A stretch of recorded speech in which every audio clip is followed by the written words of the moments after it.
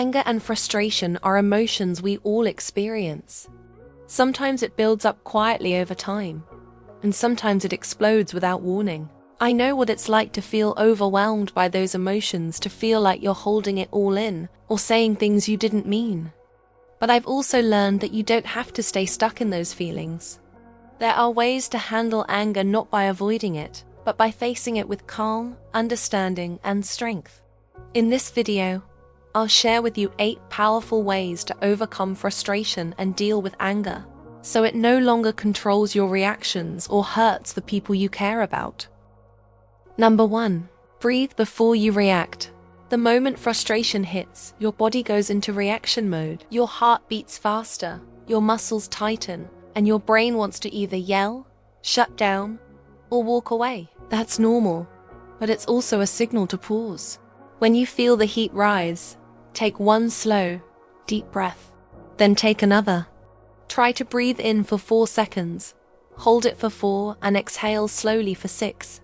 This kind of breathing shifts your body out of fight or flight mode and gives your mind the space it needs to think clearly. You can't control every situation, but you can control how you respond. And most of the time, that starts with one good breath. Number 2. Name what you're feeling. Anger is often the bodyguard for other emotions.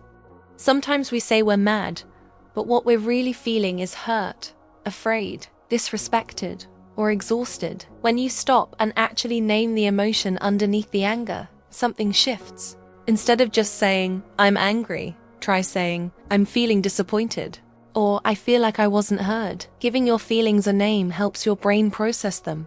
And when you do that, you move from reacting to understanding. Clarity leads to calm, and naming your emotions is the first step to finding that clarity. Number 3. Take a time out for yourself. You don't have to respond right away. You don't owe anyone instant answers, especially when you're frustrated. Sometimes the smartest, most mature thing you can do is say, "I need a moment." Whether it's stepping outside for some air, turning off your phone, or walking away from an argument. Timeouts aren't childish, they're wise. You're allowed to protect your peace. You're allowed to pause. Number 4. Move your body to move the emotion. Anger and frustration aren't just in your mind. They live in your body. When I feel stuck emotionally, movement is often the release I didn't know I needed. What matters is that you let the energy move through you instead of letting it build up inside you. Motion creates emotion, and often it resets everything.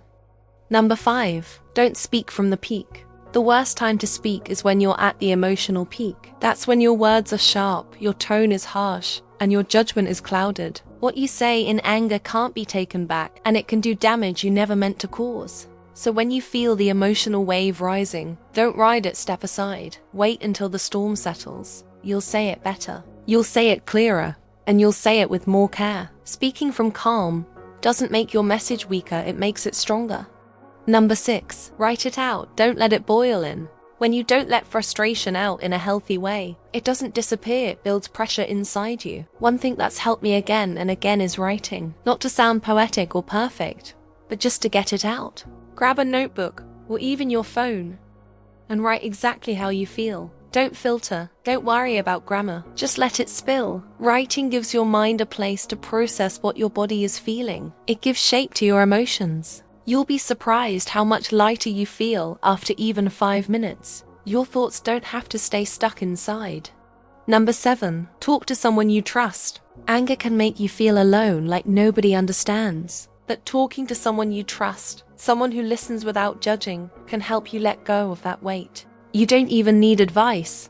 Sometimes just saying, "I'm really frustrated and I need to talk," opens the door. The words you've been holding in get released, and you'll often realize things about yourself just by hearing your own voice out loud. The right person won't fix everything for you, but they'll remind you that you don't have to go through it alone.